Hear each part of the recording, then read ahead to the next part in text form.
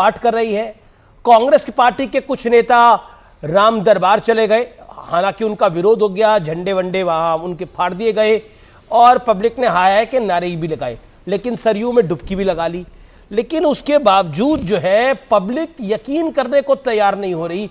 क्या आपको लगता है कि निमंत्रण को लेकर जो विपक्ष ने कंफ्यूजन फैलाया उसका नुकसान हो रहा है? और दूसरी तरफ आपने तो यह तक लिख दिया कि अब राम के निमंत्रण का को अस्वीकार कर कर जो कांग्रेस ने गलती करी उसका प्रकोप भी पड़ रहा है। देखिए अमीश देवगन जी, पहली बात तो यह है कि भगवान राम के मंदिर के निमंत्रण का सवाल नहीं है। किसी के भी घर का निमंत्रण भी आता है, किसी दुश्मन के घर में खुशी होती है तो निमंत्रण आता है। उस निमंत्रण को स्वीकार कर लो या अस्वीकार कर लो, लेकिन अपने विचारों को आप एक चिट्ठी लिख के प्रकट कर दें और कह दें कि साहब हम आपके निमंत्रण को अस्वीकार करते हैं, तो ये देश की जनता को, भारत की जनता को अच्छा नहीं लगता। क्योंकि भारत भावनाओं का देश है, श्रद्धा का देश है, आस्था का देश है।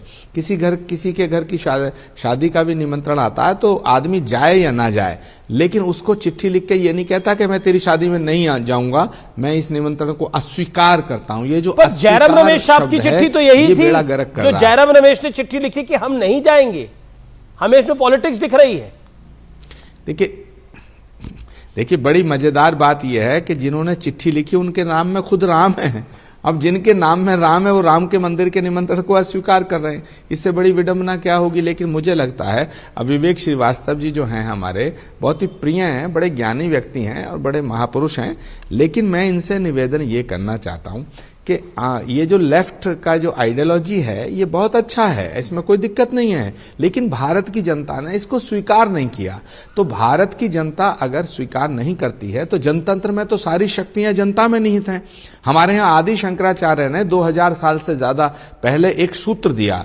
आदि शंकराचार्य ने सूत्र दिया कि यद्यपि शुद्धम लोक विरुद्धम ना करणीयम ना चरणीयम, कि अगर ऐसा सच जो जनमानस को स्वीकार नहीं है, जन भावनाओं के खिलाफ है, तो उसको नहीं करना चाहिए, उसको नहीं बोलना चाहिए। तो जन भावनाओं का सम्मान करना हमारा फर्ज बनता है। अब विवेक श्रीवास्तव जी की जो आइडियोलॉजी है, विवेक श्रीवास्तव जी जो कह रहे हैं, एक नजरिए से वो ठीक हो सकता है कि साहब हम तो मंदिर में नहीं जाते। अरे भाई, आप मंदिर में नहीं जाते तो भगवान का कोई नुकसान नहीं है।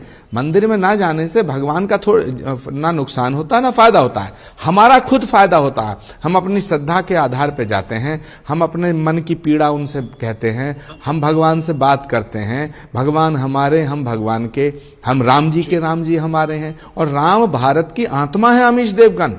राम के अलावा, राम को नजरअंदाज करके, राम से विमुख होके भारत की कल्पना बड़ी खबर आ गई है, बड़ी खबर आ गई है। जिस दिन प्राण प्रतिष्ठा है, प्रधानमंत्री मोदी अगर राम मंदिर की प्राण प्रतिष्ठा करेंगे, सूत्रों के हवाले से खबर है, तो राहुल गांधी असम गुवाहाटी के शिव मंदिर में चले जाएंगे।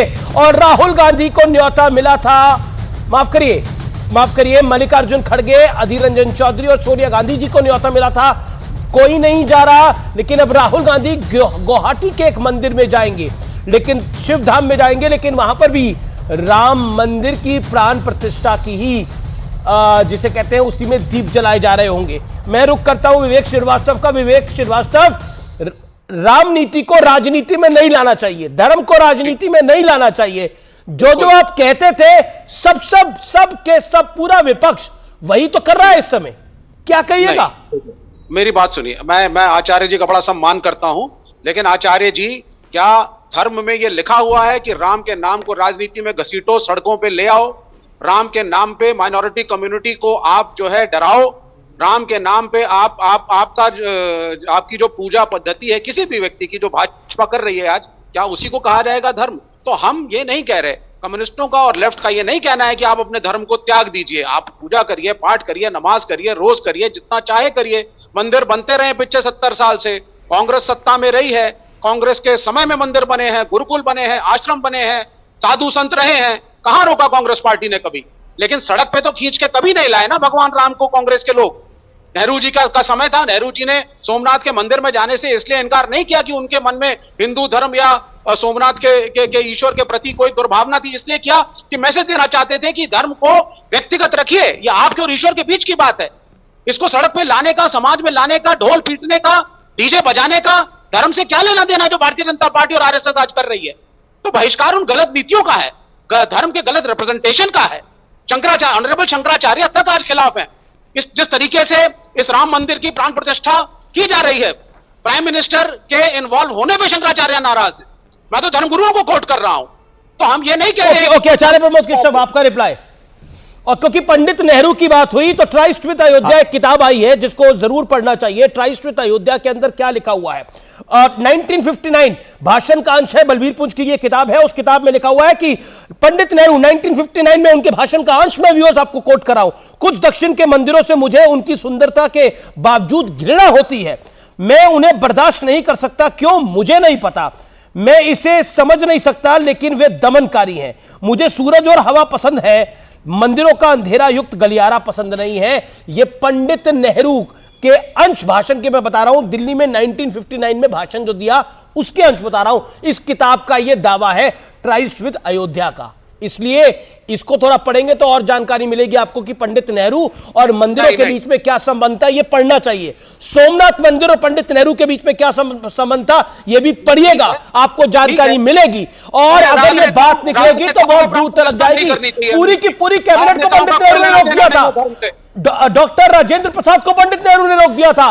तो बड़ी सारी बातें हैं जो सामने आएंगी, तो बहुत सारे भेद खुल जाएंगे। नहीं, इसमें कोई भेद नहीं है। भेद नहीं है, सच्चाई है। सही कहा आपने। तो क्या हो गया? इज इट नेसेसरी कि प्रदर्शन किया जाए धर्म का प्रधानमंत्री मोदी की तरह? क्या नेसेसरी है कि शंकराचार्य? अब आप कुछ नहीं बोल रहे। कांग्रेस के नेता अयोध्या गए थे कांग्रेस का झंडा लेकर, तब आप कुछ नहीं बोले। एक पार्टी यहां पर सुंदरकांड का पाठ कर रही है, तब आप कुछ नहीं बोल रहे उस विषय पर। धर्म और राजनीति नहीं है। लिया गया है। ओके, सिर्फ राम मंदिर में ही धर्म और धर्म दिख रहा है आपको। ओके, आचार्य प्रमोद कृष्ण। देखिए अमीश देवगन जी, आप पंडित नेहरू पर सवाल उठाना और पंडित नेहरू को धर्म विरोधी घोषित करना, पंडित नेहरू को हिंदू विरोधी घोषित करना, ये तो एक फैशन सा बन गया है। मैं उस पर बाद में बात करूंगा। पहले मैं विवेक श्रीवास्तव जी के सवालों का जवाब देना चाहता हूं। विवेक श्रीवास्तव जी ने दो बातें बड़ी इंपॉर्टेंट उठाई। पहला ये कि उन्होंने कहा कि धर्म की राजनीति नहीं होनी चाहिए। तो जब धर्म की राजनीति ही नहीं होनी चाहिए तो मंदिर की प्राण प्रतिष्ठा कैसे हो रही है, कौन कर रहा है, कब कर रहा है, इस पर आपका लेना देना क्या? दूसरी बात, अगर आपका लेना देना है और आपको इसका ज्ञान है तो इसका मतलब आप धार्मिक व्यक्ति हुए, फिर आप नास्तिक नहीं हुए, फिर आपकी धर्म में आस्था हुई। तो मैं तो ये कहना चाहता हूं, आज आप शंकराचार्य जी का विषय उठा रहे हो, बहुत अच्छी बात है। शंकराचार्य हमारे लिए पूज्य हैं, हमारे लिए प्रातः स्मरणीय, प्रातः वंदनीय हैं। हम चारों शंकराचार्यों का बहुत ही सम्मान करते हैं, हम शंकराचार्यों का बहुत सम्मान करते हैं। लेकिन आज आपको शंकराचार्यों की फिक्र हो रही है और आप ये कहना चाहते हैं कि शंकराचार्य जो कह रहे हैं वो किया जाए। इसका मतलब है आप शंकराचार्यों का अनुसरण करने वाले लोग हैं। तो शंकराचार्य तो धर्माचार्य हैं, तो इसका मतलब हो गया कि ये तो बड़ा भारी कंट्राडिक्शन हो गया। एक तरफ आप धर्म को, एक तरफ आप धर्म को क्रिटिसाइज कर रहे हैं, दूसरी तरफ शंकराचार्यों को मानना चाहते नहीं। 10 सेकंड पूरा। अमीश, बहुत इंपॉर्टेंट इश्यू है। अमीश प्लीज मुझे पूरा करने दो। अमीश 10 सेकंड की बात है। जी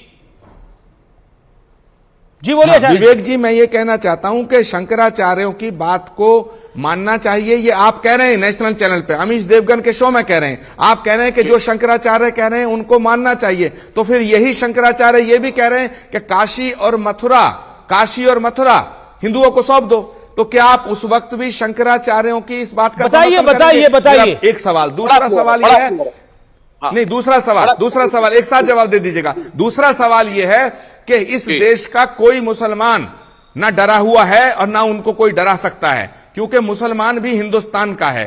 पहली बात, MIM के यहां प्रवक्ता बैठे हैं, मैं उनसे ही पूछना चाहता हूं क्या मुसलमान डरा हुआ है? जो विवेक श्रीवास्तव जी कह रहे हैं, तो मैं ऐसा मानता हूं कि मुझे कोई भी मुसलमान ऐसा नहीं मिला है जो ये कहता हो कि भाई आचार्य प्रमोद कृष्णम जी आप अयोध्या मत जाओ, रामलला का दर्शन मत करो। मुसलमानों पर तोहमत ओके विवेक, जवाब इस बात का। ममता बनर्जी भी काली घाट मंदिर जाएंगी, राहुल शिवधाम जाएंगे। क्या मोदी ने देश की राजनीति को बदल दिया है हमेशा हमेशा के लिए? ये प्रश्न अब खड़ा होगा।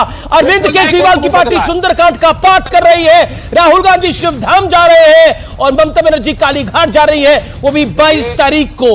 और मैं इस मौके पर एक ब्रेक